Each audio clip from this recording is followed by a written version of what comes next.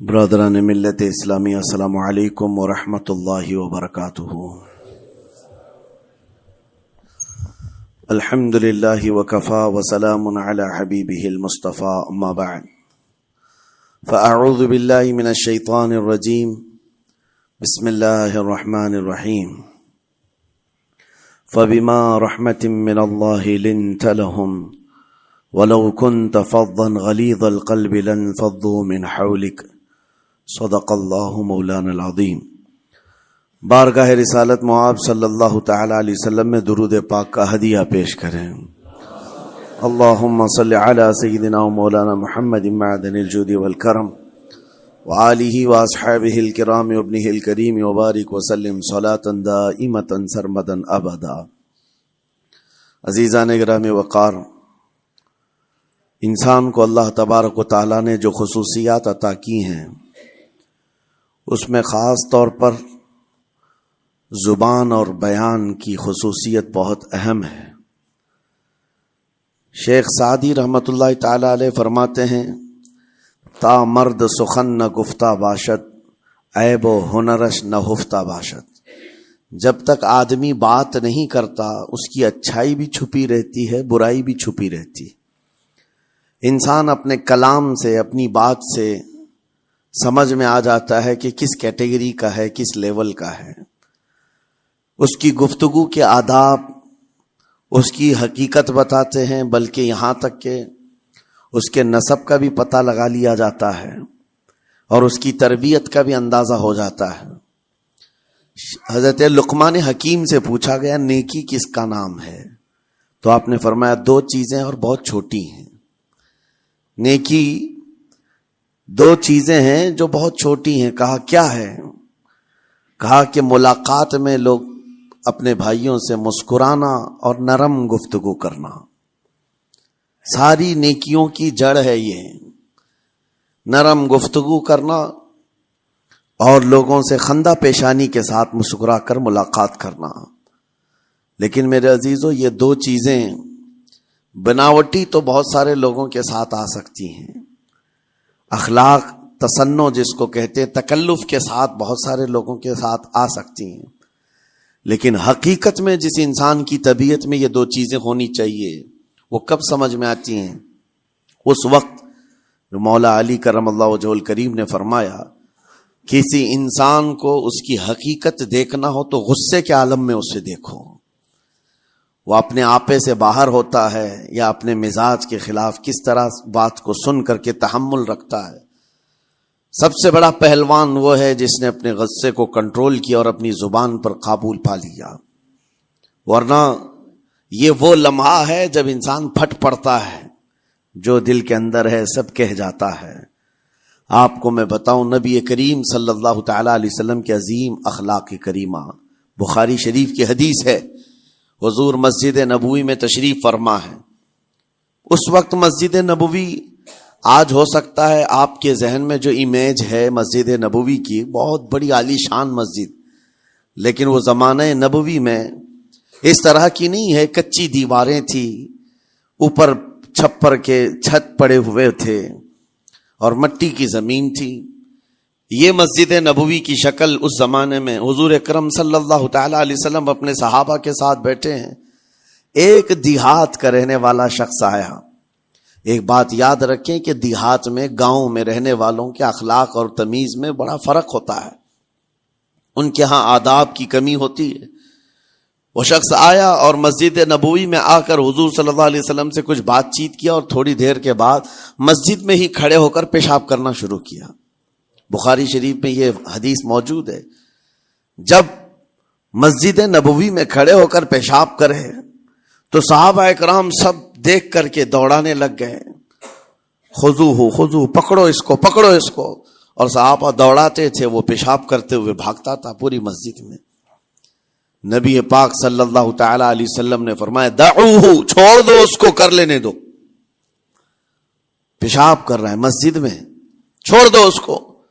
جب وہ صحابہ اکرام حضور کا حکم سنتے ہیں، سب پیچھے ہٹ گئے۔ تھوڑی دیر کے بعد نبی کریم صلی اللہ تعالی علیہ وسلم نے صحابہ سے فرمایا، پانی کے ڈول بھر کر کے لائے جائیں۔ صحابہ سے ہی منگوایا، پانی کے ڈول بھر کر کے لائے گا اور مسجد نبوی کے میدان میں فرش پر بہایا گیا اور صاف کیا گیا۔ اب وہ شخص نہایت ہی ڈرا سہما کھڑا تھا، میرے ساتھ کیا ہوگا پتہ نہیں، میں نے پیشاب کیا، اب مجھے یہ لوگ قتل کر ڈالیں۔ نبی کریم صلی اللہ تعالی علیہ وسلم نے قریب بلایا اور فرمایا، نہایت نرم گفتگو کے ساتھ حضور فرماتے ہیں، یہ اللہ کا گھر ہے، یہاں پیشاب نہیں پیشانیاں رکھی جاتی ہیں۔ بس یہ جملہ ہے، بخاری شریف میں موجود ہے، یہاں عبادت کی جاتی ہے۔ اتنا کہہ کر رخصت ہو گئے، رخصت کر دیا۔ وہ دیہات سے آیا ہوا جو نوجوان تھا یا شخص تھا، باہر نکلتے ہی وہ کلمہ طیبہ پڑھ کر حضور کی غلامی میں شامل ہوا۔ میں نے وہ بلند عالی اخلاق نہیں دیکھے۔ نبی کریم صلی اللہ علیہ وسلم کے بارے میں قرآن کہتا ہے، فَبِمَا رَحْمَةٍ مِّنَ اللَّهِ لِنْتَ لَهُمْ، اللہ کی رحمت سے آپ لوگوں کے لیے نرم ہیں، اس لیے لوگ آپ کے ارد گرد لگے ہوئے رہتے ہیں۔ وَلَوْ كُنْتَ فَظًّا غَلِيظَ الْقَلْبِ لَانفَضُّوا مِنْ حَوْلِكَ، اے رسول اگر آپ سخت دل ہو جائیں تو پھر یہ سب چھٹ جائیں گے، آپ سے دور ہو جائیں گے۔ اس رسول کے لیے جب کہا گیا ہے کہ اگر آپ سخت ہو جائیں تو لوگ چھوڑ کر کے دور ہو جائیں گے، تو ہمارے اور آپ کے لیے کس قدر لہجے کی پابندی ضروری ہے۔ ہاں عزیزان گرام وقار، اپنی گفتگو، اپنے کلام، اپنی بات چیت سے آپ اپنے سلیقے بتاتے ہیں۔ گالی گلوچ کرتے ہوئے جن کی صبح شامیں ہوتی ہیں، ان کو دیکھ کر کے ہی پہچان میں آ جاتا ہے کس گھر سے یہ تعلق رکھتا ہے، کہاں ان کی تربیت ہوئی ہے، کس طرح ان کے آداب سکھائے گئے۔ اسی لیے میرے عزیزو، بچوں کو آوارہ بھی نہ چھوڑ دینا کہ وہ اپنی زبان گلی کوچوں سے سیکھ کر کے جائیں۔ کل کو ہوگا یہ کہ اس کی زبان کی وجہ سے لوگ تمہیں تان و تشنی کریں گے، اس کا باپ ایسا ہوگا اس لیے بچہ ایسا ہے، اس کی ماں اس طرح ہوگی اس لیے اس کی گفتگو ایسی ہے۔ کیونکہ موسٹلی زیادہ طور پر بچے اپنے ماں باپ کے اخلاق کو نقل کرتے ہیں، ٹرانسفر ہوتی چلی جاتی ہیں۔ ایک بار حضور اکرم صلی اللہ تعالی علیہ وسلم مسجد نبوی سے باہر نکل کر جا رہے ہیں۔ توجہ میرے عزیزو، اخلاق کہاں دکھانے چاہیے اور ہماری بات چیت کے انداز ہمیں کہاں ہونا چاہیے، میں آپ کو بتاؤں۔ حضور تشریف لے کر جا رہے ہیں، صحابہ اکرام کھڑے تھے حضور کے اطراف۔ مدینہ طیبہ کی ایک بوڑھی خاتون جس کا ذہنی توازن کھویا ہوا ہے، یعنی وہ دماغی طور پر ڈسیبل ہے، اور وہ آئی جا رہی تھی۔ لوگ جب بھی اس کو دیکھتے راستہ کاٹ لیتے، وہ جس کو بھی پکڑتی تھی سنانا شروع کرتی تھی، جو منہ میں آئے بکنے لگ جائے، اور لوگوں کو تنگی محسوس ہونے لگتی۔ صحابہ نے دیکھا کہ یہ عورت آ رہی ہے، حضور کی طرف آ رہی ہے، سب نے حضور صلی اللہ علیہ وسلم کو گھیر لیا، اس کا راستہ روکنے کے لیے اب آئے گی۔ اور نبی کریم صلی اللہ علیہ وسلم کے پاس اگر زبان درازی کرنے لگ جائے، پاگل عورت ہے، اور بک بک کرنے لگ جائے، حضور پاک صلی اللہ علیہ وسلم کے ادب میں کہیں کمی نہ آ جائے۔ صحابہ کا یہ ہمیشہ اہتمام رہتا۔ حضور اکرم صلی اللہ علیہ وسلم نے دیکھا تو صحابہ سے کہا، ہٹ جاؤ، اس کو آنے دو، ہٹ جاؤ، اس کا راستہ چھوڑ دو۔ صحابہ نے کہا، یا رسول اللہ صلی اللہ علیہ وسلم، اس کا ذہنی توازن ٹھیک نہیں ہے، دماغی طور پر وہ عورت ٹھیک نہیں ہے، وہ آئے گی اور لمبی باتیں کرتی ہے، لا یعنی باتیں کرتی ہے، کہیں آپ کی شان پاک میں کوئی گستاخی نہ ہو جائے۔ صحابہ روک رہے تھے، حضور پاک صلی اللہ علیہ وسلم نے سختی سے فرمایا، ارشاد فرمایا، ہٹ جاؤ، اس کا راستہ چھوڑ دو، مجھے پتا ہے پورے مدینے میں اس کی کوئی نہیں سنتا، میں بھی نہ سنوں تو کس کو سنائے گی، اگر میں بھی نہ سنوں تو وہ کس کو سنائے گی۔ یہ میرے مصطفیٰ کریم صلی اللہ تعالی علیہ وسلم کے دربار عالی جاہ کی وہ بلند اخلاق کریمانہ کی ایک مثال ہے، جس کو خود میرے آقا نے فرمایا، بعثت لأتمم مکارم الاخلاق۔ عزیزان گرامی وقار، لوگوں کے آج حالات ایسے ہیں کہ اچھے لوگوں کے ساتھ اخلاق الگ دکھائے جاتے ہیں، چھوٹے لوگوں کے ساتھ اخلاق الگ دکھائے جاتے ہیں، سٹیٹس کا آدمی ہو تو اس کے ساتھ ملنے کے طریقے الگ ہیں، اور غریب کوئی آ جائے، فقیر کوئی آ جائے تو اس سے ملنے کا انداز الگ ہو جائے. یہ نہ ہو. یہ ہم سب کے لیے نصیحت ہے. اسی ممبئی کی سرزمین پر میں آپ کو بتاؤں، ایک ماہم شریف میں بزرگ حاجی صاحب ہوا کرتے تھے، آج سے تقریباً 10-12 سال پہلے کی. وہ کئی لوگوں سے ایک سوال کرتے تھے پکڑ پکڑ کر کے کہ میرا ایک سوال ہے، آپ جواب دیں گے، میرا ایک سوال ہے. کئی علماء سے انہوں نے پوچھا، مجھ سے بھی انہوں نے، جب میں نیا تھا مصر سے پڑھ کر کے آیا تھا، میرے پاس آ کر کہا کافی سالوں سے میرے ذہن میں ایک سوال ہوتا ہے، میں آپ سے بھی پوچھنا چاہتا ہوں. کہا بتائیے کیا ہے. کہا میں حضور سرکار مجاہد ملت رحمت اللہ علیہ کا مرید ہوں. علامہ حبیب الرحمان مجاہد ملت، رئیس اعظم اڑیسہ، جن کے خدمات جلیلہ آج ہو سکتا ہے نئی جنریشن کو نہ معلوم ہو. ان کا لقب ہے مجاہد ملت، جنہوں نے سنیت کی بقا کے لیے اپنا تن من دھن سب قربان کیا تھا. وہ مجاہد ملت عظیم بزرگ ولی کامل ہے. فرما یہ حاجی صاحب کہتے ہیں کہ میں ایک نارمل آدمی تھا، کڑیا تھا، یعنی گھر بنانے کا کام کرتا تھا. جب وہ ممبئی تشریف لاتے تو دوڑ کر کے ہر جگہ سے لوگ ملنے آتے. میں بھی گیا تھا اور اس وقت میں جوان تھا.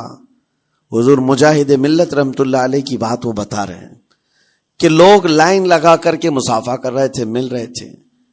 جب مل رہے تھے تو پھر میرا نمبر آیا، میں ملنے کے لیے گیا. بزرگوں کے سب ہاتھ چومتے ہیں، یہ ہمارے سنیوں کے طریق ہیں.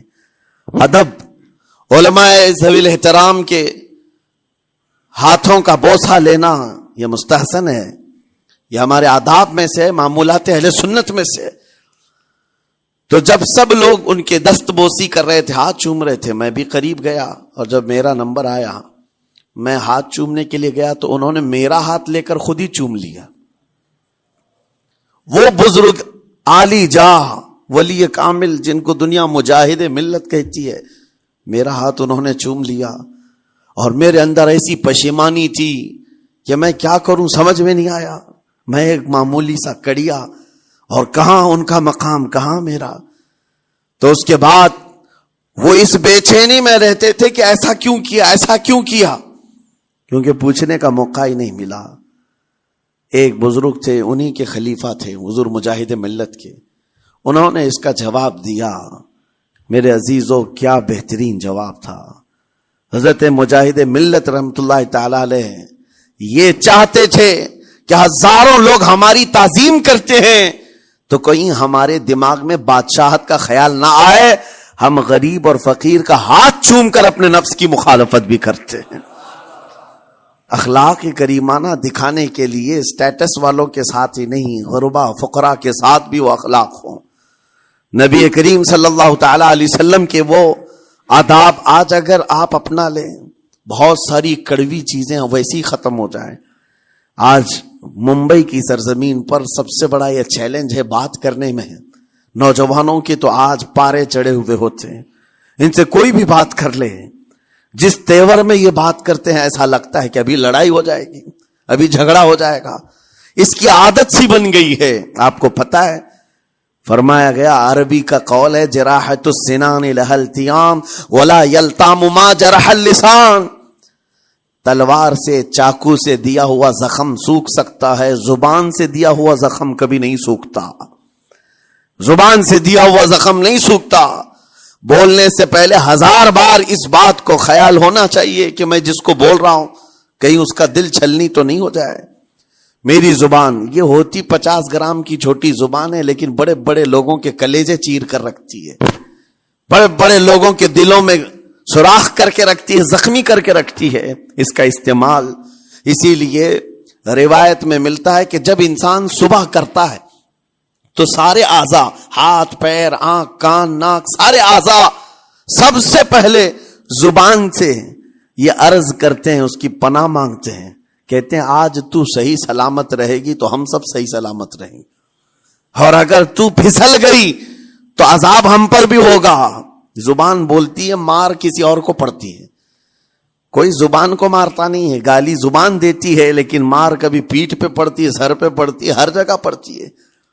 تو یہ زبان نبی کریم صلی اللہ تعالی علیہ وسلم نے ارشاد فرمایا من یضمن لی ما بین لحیتیہ وما بین، حضور پاک صلی اللہ تعالی علیہ وسلم فرماتے ہیں جس نے دو چیزوں کی ضمانت مجھے دے دی، حفاظت کی، میں اسے اضمن لہ الجنہ، میں اس کو جنت میں لے جانے کی ضمانت دیتا ہوں۔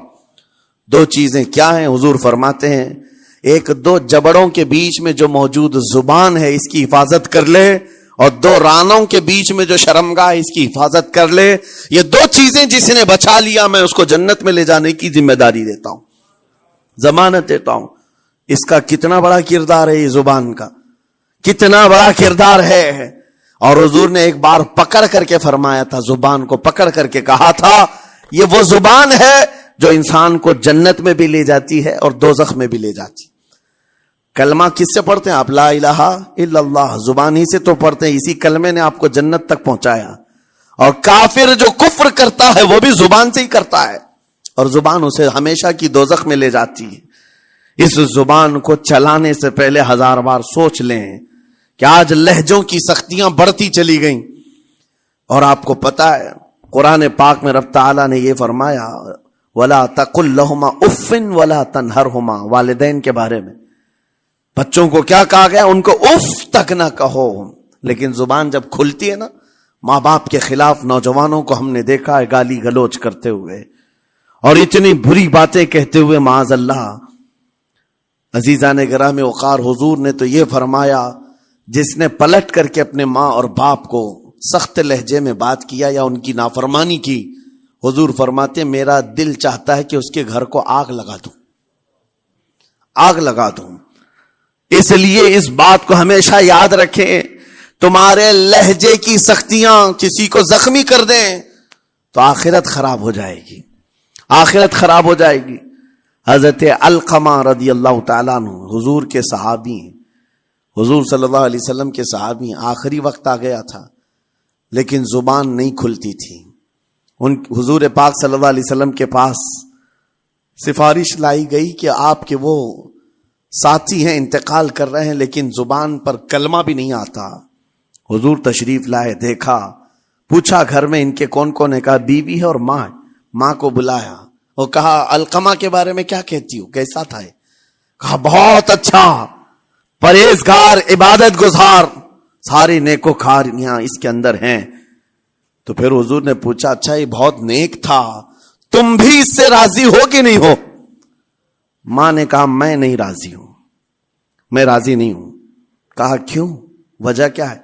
کہا یا رسول اللہ میرا اکلوتا بیٹا، میرا تنہا بیٹا تھا، بڑی محبتوں کے ساتھ اس کو پالا تھا، اور جب میں نے اس کی شادی کی اپنی بیوی کو لایا، اور جب بیوی گھر پر آ گئی تو میری بات کو ہلکے میں لیتا، اپنی بیوی کی بات کو فوقیت دیتا، ترجیح دیتا۔ اور اس وقت غالباً یہ باتیں تھی کہ زبان سے کوئی کلمہ ان کے نکلا ہوگا جو بیوی کی حمایت میں تھی، ماں کو تکلیف پہنچ گئی۔ کہا میرا دل گوارا نہیں کرتا، میں اس سے راضی نہیں ہوں، باقی وہ بہت نیک بندہ ہے، بہت اچھا ہے۔ حضور نے فرمایا دیکھو زندگی کے آخری پڑاؤ پر آ چکا ہے، روح نکلنے کو ہے، معاف کر دو۔ وہ بھی صحابیہ تھی، انہوں نے کہا آقا آپ کا حکم ہے یا مشورہ ہے؟ اگر حکم ہے تو پھر ماننا ہے۔ حضور نے فرمایا نہیں، حکم نہیں، مشورہ ہے۔ کہا مشورہ ہے تو پھر دل نہیں چاہتا، دل نہیں چاہتا۔ حضور نے فرمایا صحابہ سے کہ لکڑیاں جمع کرو، آگ لگاؤ اور انہیں اٹھاؤ، آگ میں ڈال دو۔ آگ دہکائی گئی تو ماں کی ظاہر سی بات ہے ممتا بے چین ہو گئی۔ کہا ان کو میرے سامنے آگ میں ڈالیں گے؟ کہا ہاں، اس سے بہتر ہے کہ وہاں جلے گا، یہاں جلے۔ وہ ماں کہتی آقا آپ گواہ ہو جائیں، میں اپنے بیٹے کو معاف کرتی ہوں۔ ادھر معاف کیا، ان کی زبان پر کلمہ طیبہ جاری ہوا۔ میرے عزیزو یہ بتانا مقصود اس لیے ہے کہ زبان سے دیے ہوئے زخم خواہ والدین کو ہو، یہ معمولی نہیں ہوتے۔ ہو سکتا ہے آخری وقت تمہاری زبان بند ہو جائے اور کلمہ طیبہ بھی نہ جاری ہو، زبان کھلنے بھی نہ لگے، یہ حالات آ جائیں گے۔ اس لیے اپنی زبان کا کنٹرول برقرار رکھو، کس سے کیا کہنا ہے۔ ابھی میں اس کا دوسرا پارٹ بھی بتاتا ہوں زبان کے استعمال کا۔ یہ نرمی لہجے کے اندر ہونا بہت ضروری ہے، لیکن کچھ جگہوں پر سختی کی اجازت ہے، لیکن وہ مقامات الگ ہیں۔ نرم لہجہ حضور پاک صلی اللہ تعالی علیہ وسلم کے فرامین میں سے ہے۔ ایک بات بڑی، بغداد مقدسہ میں نے ایک ولی پاک کی زیارت کی، ان کے آستانے پر بھی میں نے ابھی بیان کیا تھا۔ حضرت بہلول دانا مجذوب بزرگ تھے، اور بغداد کی گلیوں میں کہیں پر بھی بیٹھ جاتے تھے، اور جو جانکار تھے وہ سمجھتے تھے یہ اللہ والا بندہ ہے۔ مجذوب کس کو کہتے ہیں؟ جس کی یاد الہی میں عقل فنا ہو گئی، ختم ہو گئی، اللہ کے ذکر میں اور اللہ کی یاد میں اپنے آپ کو فنا کر دیا ہے، اس کے اوپر شریعت کا قلم نہیں۔ ظاہر سی بات ہے شریعت کے سارے احکام اس پر ہیں جس کی عقل سلامت ہے۔ عاقل ہو، بالغ ہو تو نماز فرض ہے نا، عقل ہی نہیں ہے تو وہ مجذوب ان اولیاء کو کہتے ہیں۔ لیکن ان کے بارے میں حدیث میں ہے، اللہ کے نبی نے فرمایا وہ ایسے بندے ہیں کہ اگر اللہ کو قسم دے دیں کسی بات کی، اللہ ان کی قسم پوری کرتا ہے۔ وہ بہلول دانا بیٹھے ہوئے تھے، بغداد کا ایک مشہور تاجر تھا، لیکن خستہ حال تھا، بہت نقصان اٹھا چکا تھا، خسارے میں چل رہا تھا، بزنس پورا لاس میں، اور وہ پریشان حال بہلول دانا کے پاس آیا، گڑ گڑایا، کہا کہ حضور مجھے بچا لیں، رحم کر لیں، میں تاجر ہوں، لٹ گیا ہوں، لاس میں ہوں، کچھ آپ فرما دیں، میں کیسے اس بھور سے نکلوں؟ بہلول دانا نے دیکھا، کہا ٹھیک ہے کچھ پیسے بچے ہیں؟ کہا ہاں ہے، وہ بس اتنا سرمایہ ہے کہ مال لیتا ہوں پھر بیچ دیتا ہوں، نفع نہیں ہوتا۔ بہلول دانا نے کہا ایک کام کر، کالا کپڑا جتنا ملتا ہے سب خرید لے، پورے شہر سے کالا کپڑا جہاں جہاں مل جائے سب لے کر اسٹاک کر لے۔ کہا جی حضور آپ نے جیسا فرمایا۔ گیا، جتنا سرمایہ تھا سب لگا دیا، کالا کپڑا خرید کر ایک جگہ اسٹاک کر دیا۔ اللہ والے کا حکم تھا، لیکن ہوا یہ کہ بغداد کا معمول تھا، 8 دن گزرے نہیں تھے کہ وہاں وقت کے حاکم کا انتقال ہوا، اور جب حاکم کا انتقال ہوتا تو شہر کے جتنے بڑے لوگ ہوتے، رئیس لوگ، وہ اس کے سوگ میں، اس کے غم میں کالا کپڑا پہنتے تھے، اور کالا کپڑا سوائے اس تاجر کے کسی کے پاس نہیں تھا، اور سارے بڑے لوگ پیسوں سے اس کے پاس کالا کپڑا خریدنے آئے، یہ منہ بولے قیمت پر، جیسے تیسے جتنی قیمت پر بولے سب خرید کر لے جاتے، اور پل بھر میں ایک دن کے اندر وہ بہت بڑا کروڑ پتی بن گئے، بہت مال آ گیا۔ یہ بات یاد رکھیں، اللہ مال دیتا ہے، اس کے بعد پھر آزمائش بھی ہوتی ہے۔ مال اتنا آ گیا، اب لے کر کے مستیاں تھی، چند دن گزرے، ظاہر سی بات ہے مال کو بڑھانے کی تمنا ہر ایک کی ہوتی ہے، کوئی یہاں پر اینڈ کرنے والا نہیں ہے دنیا میں، چاہے اس کا بزنس اربوں پر بھی پہنچ جائے، اسے آگے پہنچنا ہے۔ چند دن گزرے تھے، 8-10 دن، پھر آیا حضرت بہلول دانا کو ڈھونڈتے ہوئے، ایک جگہ میدان میں یہ مجذوب بزرگ بیٹھے مل گئے، آیا اور کہا او دیوانے بتا اب کیا خریدوں، پیسہ بہت ہے ابھی میرے پاس، بتا دیوانے اب کیا خریدوں؟ انہوں نے دیکھا، کہا کہ لہجہ تو بدلا ہوا ہے، پیسہ بہت زیادہ تھا، کہا کہ ٹھیک ہے کوئی بات نہیں، اللہ والوں کو ان سب چیزوں سے کوئی لینا دینا نہیں۔ آپ نے کہا مال جتنا ہے تیرے پاس سب لے کر کے خربوز خرید لے، تربوز خرید لے، جس کو کلنگڑ کہتے ہیں، تربوز پورے خرید لے۔ اس نے کروڑوں کی جائیداد پورے تربوزوں میں لگا تھی، سب تربوز خرید کر سٹاک کر دیا ایک جگہ، اور اس کے گمان میں یہی تھا کہ چند دن گزریں گے، کوئی ایسا ہی حادثہ ہوگا جب تربوز منہ مانگی قیمت پہ لوگ خریدیں گے اور میں بیچوں گا۔ پورا مال تربوز میں لگایا، 2 دن 4 دن 6 دن 8 دن گزرے، کوئی حادثہ نہیں، ادھر تو تربوز سڑنے لگ گئے، وہ تو زیادہ دن سٹاک نہیں کیے جا سکتے، سڑن شروع ہو گئی، پھر تھوڑے دنوں کے بعد پورے کے پورے سڑ گئے، کروڑوں کا مال تربوز میں سڑ کے چلا گیا، وہ کچھ بھی نہیں سکا، کچھ نہیں کر سکا، واپس چیختا چلاتا اسی حالت میں آیا، پہلے سے بھی زیادہ بدتر حالت میں میں آ گیا ہوں، دوڑتے ہوئے آیا، حضرت بہلول دانا کو ڈھونڈتے ہوئے، کہاں ہیں؟ وہ اسی جگہ بیٹھے ہوئے مٹی میں بیٹھے رہتے تھے، قریب آیا اور کہنے لگا کہ آپ نے میرے ساتھ ایسا کیوں کیا بہلول دانا نے کہا کیا ہوا؟ کہا میں تو لٹ گیا، تربوز میں پیسے لگائے آپ کی وجہ سے اور پورے سڑ گئے۔ بہلول دانا نے کہا میں نے تو کچھ نہیں کیا، پہلے تو تجھے نفع ملا تھا وہ تیرے لہجے کی وجہ سے، اب خسارہ ہوا ہے تیرے لہجے کی وجہ سے۔ پہلے جو آیا تھا بات کرنے کے لیے اس وقت تیری تمیز الگ تھی، تیری تہذیب الگ تھی، اخلاق الگ تھی، گڑ گڑا کر کہا تھا کہ میں لٹ گیا ہوں آپ رحم کر دیں۔ دوسری بار آ کر کے کیا کہا؟ وہ دیوانے بتا کیا خریدوں؟ لہجہ بدل گیا تو پوری حیثیت بدل گئی۔ زبان ہماری اونچائی پر بھی لے جاتی ہے اور نیچے بھی لے آتی ہے۔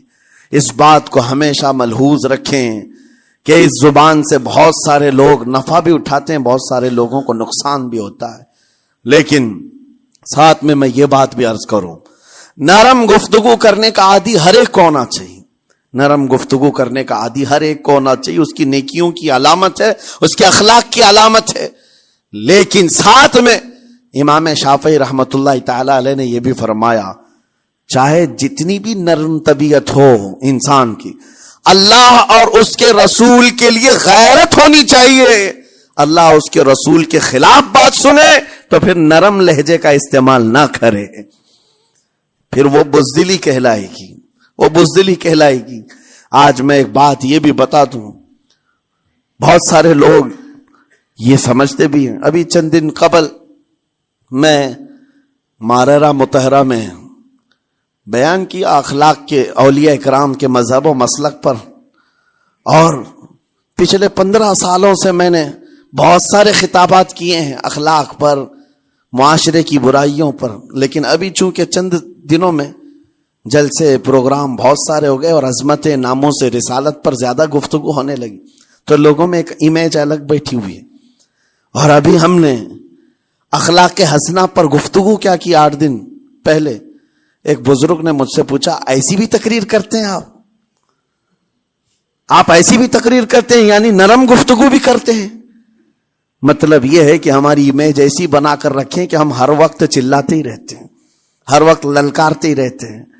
میرے عزیزوں، میں یہاں پیغام دینا چاہتا ہوں، ہم قرآن کے اس آیت پر عمل کرنا چاہتے ہیں جو مولا نے فرمایا اشداء علی الکفار رحماء بینہم۔ مومنین کی شان ہے، صحابہ کی شان ہے، وہ کافروں پر سخت ہوا کرتے ہیں اور مومنوں کے لیے نرم دل ہوا کرتے ہیں۔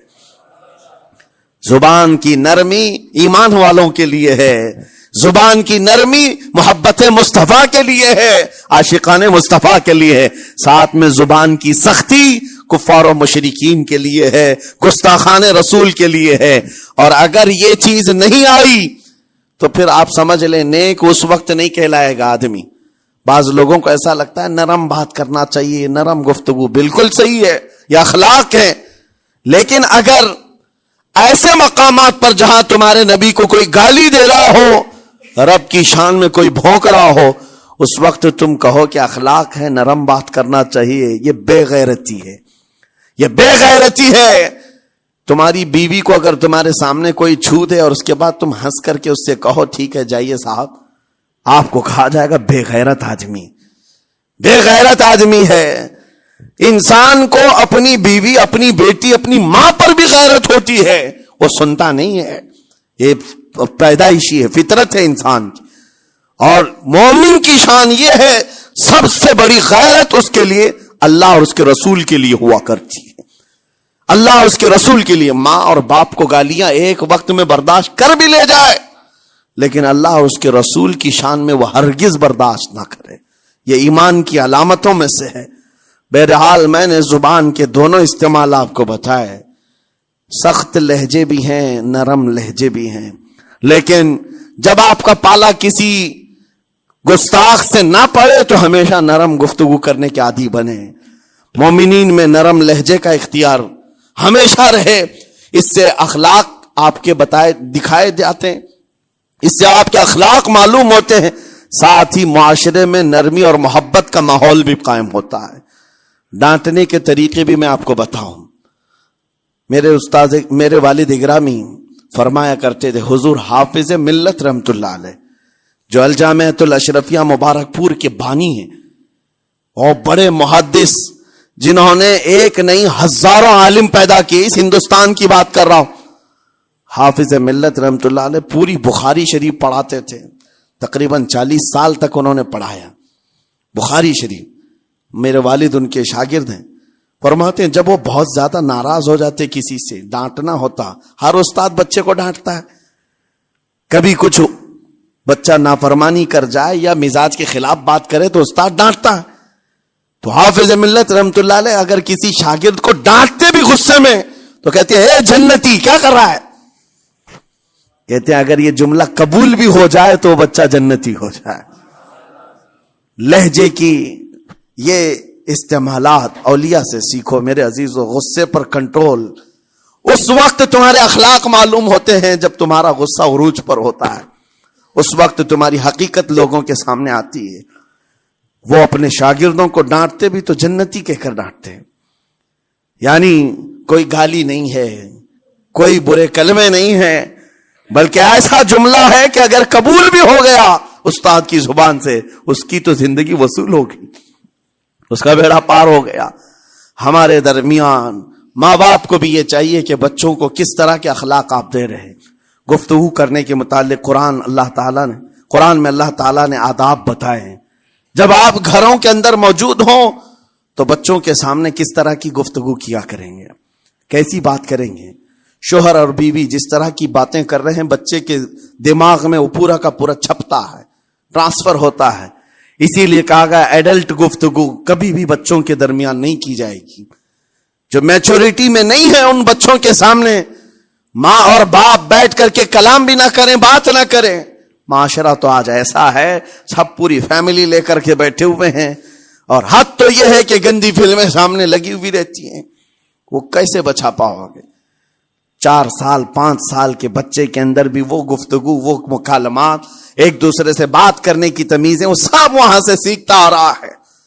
گھروں کے اندر ماحول کو تبدیل کرنے کے لیے آپ کی اپنی زبان پر کنٹرول اور اپنے بچوں کی تربیت اور ان کی زبان پر کنٹرول بہت ضروری ہے. پھر دیکھنا آپ یہ معاشرہ پیدا کر کے کل کو آپ کا بچہ نکلے گا، اس کی تمیز، اس کے اخلاق پر ہر کوئی اش اش کرے گا. چند دنوں کی محنت ہے آپ کی، لیکن بچے جب سلیقے کے ساتھ گفتگو کریں تو لوگوں کا دل جیت لیا کرتے ہیں. بات کرنے کے آداب ایسے ہیں کہ لوگ دل جیت لیا کرتے ہیں. یہ میرے استاد گرامی مصر کے رہنے والے تھے. جب خطابت ہمیں سکھا رہے تھے گفتگو کرنے کے آداب، تقریر کرنے کے آداب، تو ایک امام غزالی کا قول تھا کلم الناس علی قدر عقولہم، لوگوں سے ان کی عقل کے مطابق بات کرو. اس پر وہ سمجھاتے ہوئے ہمیں ٹریننگ دیتے تھے اور کہتے تھے کہ تمہارے پاس آنے والے کئی طرح کے لوگ ہوں گے. اگر تم امام ہو، اگر داعی ہو، خطیب ہو، مقرر ہو، کوئی غریب گھر سے، کوئی بڑے امیر گھر سے، کوئی پڑھا لکھا آئے گا، کوئی جاہل ہوگا، کوئی بدتمیز بھی ہوگا، کوئی نیکوکار، کوئی گنہگار، سب طرح کے مکس مجموعہ تمہارے پاس ہوگا. ان سے خطاب کرنا، ان سے بات کرنا، کس انداز سے بات کرو گے، کیسے ان سے کلام کرو گے. میرے عزیزو یہ ہمارا اپنا ہنر نہیں ہے. ہم جو آپ کے سامنے گفتگو کر رہے ہیں یہ ہمارا فن نہیں ہے، یہ اپنا پیدا کیا وہ ہنر نہیں ہے. ہمیں سکھایا گیا تھا صرف اور صرف آپ کو اس مجمع سے اور یہ آئے ہوئے جمع غفیر سے بات کرنے کے لیے ایک ہی اسلوب اپنانا ہے. دیکھنا ہے کہ رسول اللہ کیسے بات کیا کرتے تھے. میرے آقا صلی اللہ تعالی علیہ وسلم کا اسلوب اپناؤ. حضور کے خطبے دیکھو، حضور جب خطاب کرتے، ظاہر سی بات ہے مسجد نبوی میں اس وقت بھی لوگ، ہر طرح کے لوگ آتے، دیہات کے بھی تھے، شہر کے بھی تھے، اعلیٰ دماغ والے لوگ اور کئی الگ الگ قسم کے لوگ آتے. حضور کا خطاب سب کے لیے تھا. عزیزان گرامی، ان سنتوں پر عمل کر کے آج آپ اپنے لہجے کو بہتر بنا سکتے ہیں. بس میری گفتگو کا خلاصہ یہی ہے کہ اللہ تعالیٰ ہمیں زبان کا صحیح استعمال عطا فرمائے، ورنہ یہ زبان کی سختیاں اور اس کی کڑواہٹ ہمیں دوزخ میں بھی لے جاتی ہے، دوزخ تک لے جا سکتی ہے. اللہ تعالیٰ اس کی مکاریاں، اس کی عیاریاں اور اس کی شرانگیزیوں سے ہم سب کی حفاظت فرمائے. ساتھ میں یہ بھی میں بتا دوں، وہ زبان پاک نہیں بولتی، وہ زبان پاک نہیں بولتی جو حلال نہیں کھاتی. یہ بھی بزرگوں نے فرمایا ہے، یہ زبان پاک نہیں بولتی جو حلال نہیں کھاتی. اسی سے ہر کچھ گزرتا ہے، اندر پیٹ میں جاتا ہے. حلال لقمے اس سے گزارو تو زبان پاک بولے، اللہ کا ذکر کرے اور تمہیں زبان میں وہ لذت آنے لگ جائے. لیکن اس سے حرام لقمے گزارتے رہو گے، اس کے لہجے کی سختیاں بھی آ جائیں گی، اس کے اندر کڑواہٹ بھی آ جائے گی، گالی گلوچ، یہ سارے استعمالات یہ زبان کرنے لگ جائے گی. کیوں؟ اس سے حرام لقمے جو گزارے جا رہے ہیں. اس چیز کا بھی خیال ضروری ہے. زبان کو جس طرح کا پیٹرول دو گے ویسی چلے گی یہ گاڑی. جس طرح کا ڈیزل اس کے اندر ڈالتے ہو، حرام یا حلال، یہ بہت معنی رکھتا ہے. اور ایک بات یہ بھی سن کر کے چلے ہیں کہ حضرت سلیمان علیہ السلام کے زمانے میں ایک مناظرہ ہوا تھا علماء کا. بعض لوگوں نے کہا کہ انسان کی ایک جماعت تھی، انسان کی زبان افضل ہے، منہ افضل ہے، اس لیے کہ وہ اللہ کا ذکر کرتی ہے. بعض نے کہا کہ نہیں، انسان کے پیچھے کا مقام اچھا ہے، اس سے بہتر ہے. یہ دونوں کی تکرار میں حضرت سلیمان علیہ السلام کے پاس بات آئی، آپ بتائیں. تو ان سے پوچھا تم اتنی بڑی بات کیوں کہہ رہے ہو؟ اس کے پیچھے کا مقام اچھا ہے. کہا کہ اس لیے کہ وہ صرف نجاست نکالتا ہے، وہ صرف نجاست نکالتا ہے، وہ مقام غلاظت باہر کرتا ہے، غلاظت اندر لیتا نہیں. زبان غلاظت اندر بھی لیتی ہے، حرام کھاتی بھی ہے، لوگوں کو زخمی بھی کرتی ہے. ان علماء کی دلیل تھی. تب آپ نے فرمایا بات ٹھیک ہے، جس انسان کا زبان پر کنٹرول نہیں، حرام کھاتا ہو اور بد کلامی کرتا ہو، گالی گلوچ ساری چیزیں کرتا ہو، آپ نے فرمایا اس سے بہتر اس کا پیچھے کا مقام ہے. اور جو انسان کنٹرول رکھتا ہے، حلال کھاتا ہے اور لہجے کی نرمی رکھتا ہے، ظاہر سی بات ہے اس کا منہ ہی افضل ہے، اس کی زبان افضل ہے.